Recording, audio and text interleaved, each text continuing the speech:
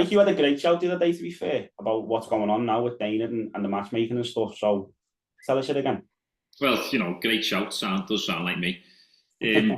Basically, me thoughts the other day where I was just thinking about sort of the Aspinall situation and even sort of the Pereira, Khalil Roundtree situation, and I just thought, like, the UFC was built on the best fighting the best, and that's why it grew so quickly and sort of took a lot of. My life growing up, I was a boxing fan, and the UFC just took over because the best fight the best, and there's not as much politics. And now I feel like that's getting lost in the weeds a little bit because I feel like there's a few stars being protected, and my issue with that is there'll always be another star. There might not be another Conor McGregor because people like that are rare, but there'll always be another star. The boxing had Mayweather, UFC had McGregor. There might not be another one of them, but there'll be another Jon Jones. There'll be another Alex Pereira. There will be other stars. Anderson Silva. We've had them for Chuck Liddell. You've had them for years gone by. There'll be more, and you can't protect these stars. And if anything, you're taking away from them because you're taking away the chance for them to become the Conor McGregor. Yeah. I mean, I think the UFC had it perfect with McGregor because he was the perfect star and he was the perfect force at the time. Like, he became a star at featherweight and his record at featherweight's ridiculous. And let's be honest, he fought everyone apart from Frankie and Cub. Like, all right, people are saying he was fast tracked to a title shot, but he actually ended up then fighting Mendes for the interim title. And I'm not glazing McGregor here, but he beat him. He finished him in the second round, then he beat Aldo in 13 seconds. Yeah. So his work at featherweight was unreal, and they had it good where he was a star, and he was also in for a shout to be the pound for pound number one at that point. Then he moves up, becomes double champ. Again, you're still talking pound for pound ranking and stuff like that, so a very high level fighter. And then he goes off. Since then, for a good 2 years, they were chasing him. And trying to get him back. I mean, I'm not knocking him. I wanted him back as well. But I mean, once he sort of realised, okay, Conor's not going to fight the way he used to anymore in terms of regular, even standard, to be honest. And they were looking for other stars. I think you're absolutely spot on that they kind of scrambled a bit and wanted stars, and they were trying to push people and make them stars, and they were neglecting certain matchups like along the way. Obviously, most recently is Aspinall with Jon Jones.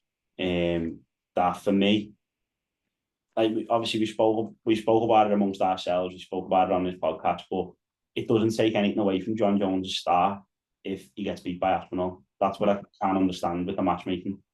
Yeah, well, I think as you said, you touched on it. Conor McGregor was the perfect storm of his body of work and also his willingness to get in there and fight with anybody on any given night. No one can dispute the fact that Conor McGregor took his toughest matchup in the division, Chad Mendes, on short notice.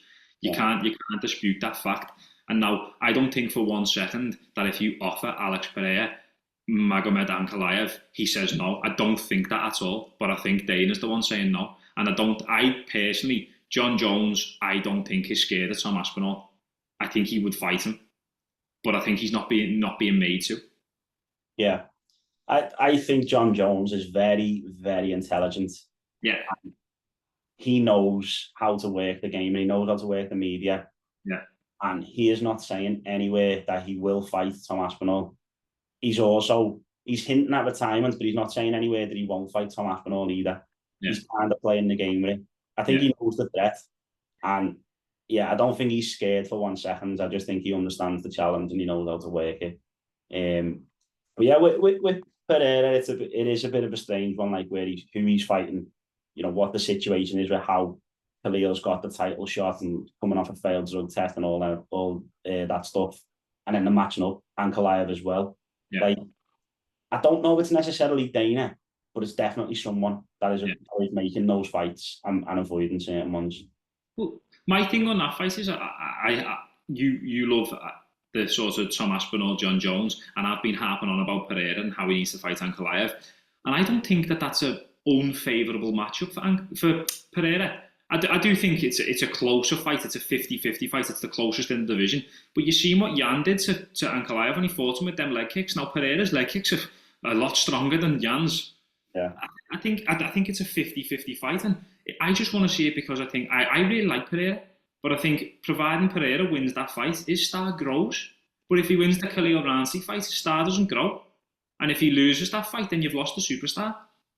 Yeah. I think Pereira's a different type of power, isn't it? Like the leg kicks and that. He knows where to hit. He knows how to hit, and it makes it different. But yeah, no, I definitely agree that it's not like an unfavourable matchup. Like, it's not like we're signing off to say, oh, Ankalaev's going to do him, and like the start of Pereira is over. Obviously, the feeling just is that they're avoiding certain fights like that to protect the stars. But I do think you hit the nail on the head with the they're doing it at the expense of other fighters because they can be building.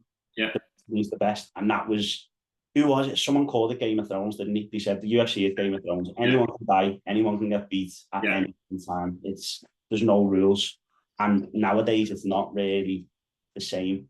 That's the beauty of the sport, though, isn't it? That is the beauty of the sport. Like, Tom Aspinall, in my opinion, could go on to be one of the heavyweight GOATs, and he's already got sort of 3 losses on his record. If you're a heavyweight boxer, you don't get the opportunity to then fight for a world title. That's the beauty of the sport. The best can be beat. And now, I said there, 50-50 fight Pereira and Ankalaev. I don't think the Jon Jones, Tom Aspinall is necessarily 50-50. And I think when you said Jon Jones is tactical, I agree. And I think Jones versus Stipe is the perfect fight for Jones because he wants to get back in there as a heavyweight and see how he feels because he knows he didn't feel great against Gan. Yeah. Let's all be honest about that Gan fight and say that Jon Jones looked awful. Yeah. If Jon Jones strikes like that against Tom Aspinall, he's getting put away as quick as Curtis Blades did. Yeah. I hope people rip me to bits in the comment section over saying that, to be honest. Because go back and watch it and look at that spinning back fist that he tried to throw, mate. It was like slow motion. You could see it coming a mile off, and it was miles away as well. It wasn't close. And then immediately after it, he shot the takedown. So he's known, I'm off the pace here. Yeah. Even the takedown was sloppy, though. The takedown, like, slow, laboured. It was like a fall, wasn't it? Yeah, he's heavy. Okay, he's a lot heavier. Put on a lot of weight, so he is going to be slower. I get that. Yeah. But you wouldn't look at that fight and go, on that night, okay, that's the best in the sport. That's the best out of anyone that's ever lived that laced up a glove. Yeah. What he did to me is somewhat similar to what GSP did when he come back and he fought Michael Bisping. He took a favourable matchup against someone who wasn't actually holding the belt at the time, but he fought for the title against a favourable matchup and got the job done. When GSP came back and beat Bisping, I didn't instantly go, the GOAT, the best ever. And with Jon Jones, he's not the best ever heavyweight. He just had a favourable matchup. Now, if Jon Jones comes through Stipe, fights Tom, beats Tom, best ever heavyweight, best ever fighter, hands up. But for me, Stipe is the best heavyweight ever, and I think Tom Aspinall's a better version of Stipe. Yeah, I think they're actually quite similar. I feel like Aspinall's the new age of Stipe. Like, fighting style, he's faster though, like way faster. But like fighting style, I think he is the new age of Stipe. He's faster and his jiu-jitsu's cleaner and better. But we haven't even seen that yet, really. It is mad, isn't it? Like, he's submitted people, but we've never seen it like to a mad level because he usually knocks them out. I seen a video of Tom talking about heavyweight MMA, and he was talking about how normally the sort of one-dimensional heavyweight MMA fighters, as opposed to like the flyweights and the bantams who mix it up a lot better. And it got me thinking, like, that's what he thinks is his USP, innit? How good he can mix it up and how good he is everywhere. Yeah. Well, I mean, I don't want to stay on the Tom because the topic is more like the matchmaking, but just while we're on the topic of Tom, like you see what everyone says about him, even Darren Till and stuff like that. When Darren Till was a welterweight, he was saying Tom Aspinall moves like a middleweight. Yeah. He absolutely does. You think at the time it's a sales tactic to get him in the UFC or to get him in the UFC, but he absolutely moves like he's fighting 2 weights below what he's fighting right now, and he does things that a heavyweight shouldn't be able to do. Yeah, well, so moving on, obviously, because we don't want to harp on about Tom and look like we're just riding the Wigan train. But I seen, again, just while we're on the topic of matchups, I seen that they might be matching Bilal, the deciding between Usman and Shavkat. Now, Usman's 0-3. I just don't understand that. No, it's a bit weird, isn't it? And I think the UFC are kind of backing themselves into a corner because look what even happened at lightweight. Like, you had Gaethje, Oliveira, Poirier, right? And I love all 3 of them. And I love Dustin Poirier. But let's be honest, he shouldn't have fought for the title against Islam. He didn't deserve off 1 win against Benoit Saint Denis. No. He fought off his name. And you might say, okay, he's earned that. but you're kind of getting stuck there at the top of the division where the same 3 or 4 fighters are fighting each other and no one else is getting a look in. It's taking something special, like Ilya, a featherweight, come from nowhere and start well. Well, that's what you will see if you stop going off body of work and you just go off name. You are going to see the likes of Umar fighting for the title, and you are going to see. Whereas you want to be seeing people who fight their way up. They don't just get it off sort of their name. I think if the UFC starts going down that route of just giving it to names, then does Conor come back and get a title fight? Like, where do you stop? I think he does. I think if Conor comes back and beats Chandler, I think he gets a title fight anyway. I think he could beat Chandler at 170 and get a title fight at 155. Yeah, it's just wild, isn't it? But I suppose star power is obviously important, but for me, I want the UFC to remain the best fighting the best, and that's more important than any star power. What would you say is the best matchup then in each division? And we'll start at bantamweight and work up to heavyweight. Flyweight, it's. Do you want to skip? Are you doing it me? You're skipping the flyweights, giving them no love. Yeah, I'm going to skip. It's awkward, isn't it? But I mean, Pantoja, Kai Kara France. I'll do the flyweight. I like that Amir Albazi, but I want to see Kai Kara France against Pantoja myself. Yeah, that's what I want to see. Well, on bantam, where are we going? I know I've just said not, but I'd like to see, providing I think Sugar Sean comes through, I'd like to see Sugar Sean fight Umar. Yeah. What about you? Do you think Sugar Sean comes through, Marab? Yeah, I actually do. I think he starts as him. Yeah. KO, stiff. I think he's the outside, you know. It's close, like, but yeah. He started as the favourite and he's come out. Yeah. But yeah, I think Sugar Sean's slick, mate, and I think he's going to absolutely bingo him. Yeah. I mean, there's definitely recency bias with this, but I probably will go Umar. Yeah. I probably will. Featherweight. It's hard to do these weights, isn't it? Because there's a title fight scheduled. Yeah, ignore the title fights, though. Well, I think Ilya retains the belt. And I don't really. I'm not gonna lie. I don't really care too much. I'd like to see Aljo. I know people don't like him and he's a boring fighter. I'd like to see him win his next and get himself in contention because I think that's a good fight. Yeah, I would, but I don't think he deserves it. That was kind of what I was hoping you'd say. He's booked in, isn't he, Aljo, for the fight? Who's Aljo fighting? I can't remember off the top of my head. Is it Calvin Keita? No, he's just for Calvin Keita. It might be. I'm sure he's on like a prelim card or something. Let me just double check while we're talking about that. No, he's just for Calvin Keita. He's booked in to fight. I seen it the other day.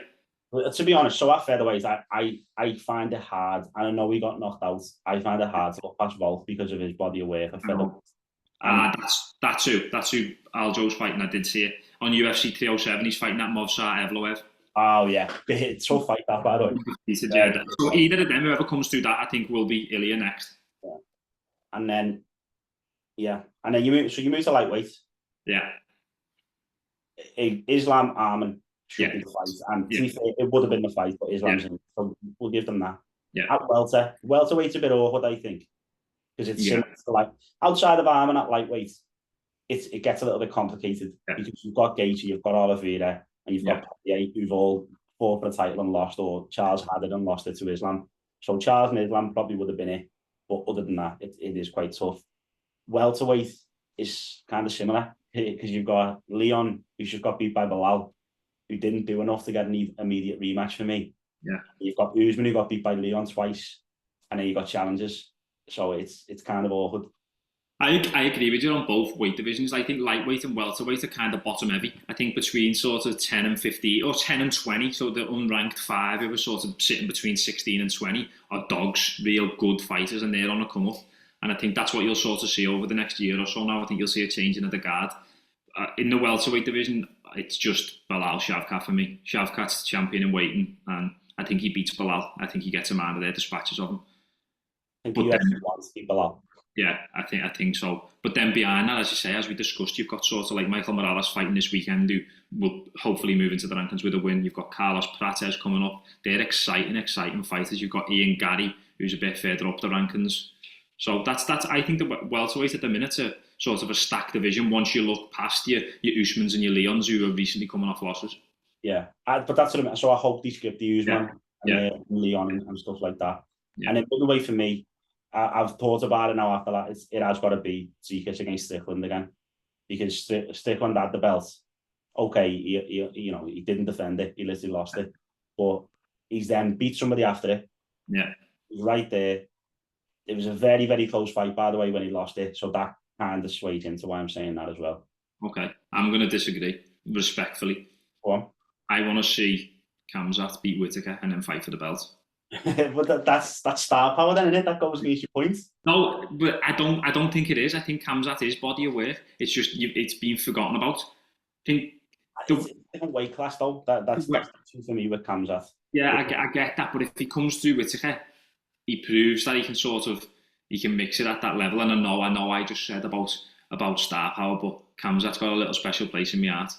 Yeah. Okay. I just 205. We know what you're saying. Just before we move from middleweight, I think another thing that impacts that is I just don't like Sean Strickland. I don't think many do. No, he was a disappointing champion. He's the only fella who goes to war in a press conference and then boxes someone for 5 rounds.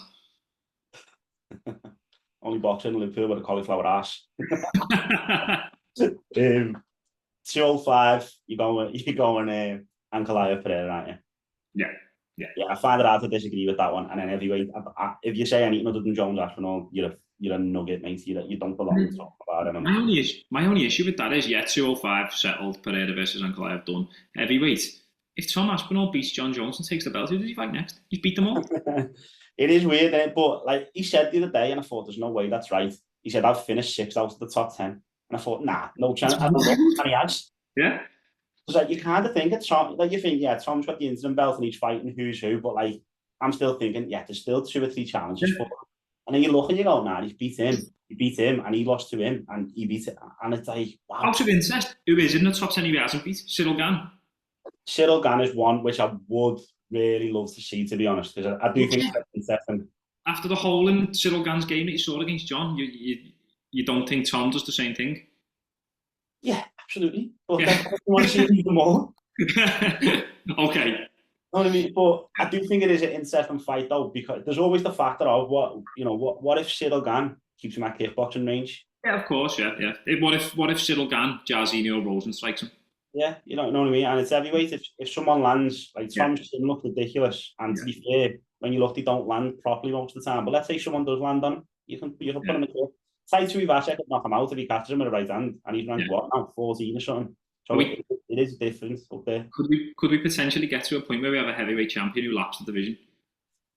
Yeah, I think honestly, Aspinall is going to beat the GOAT. Yeah, I agree. I think if they fight, he beats him.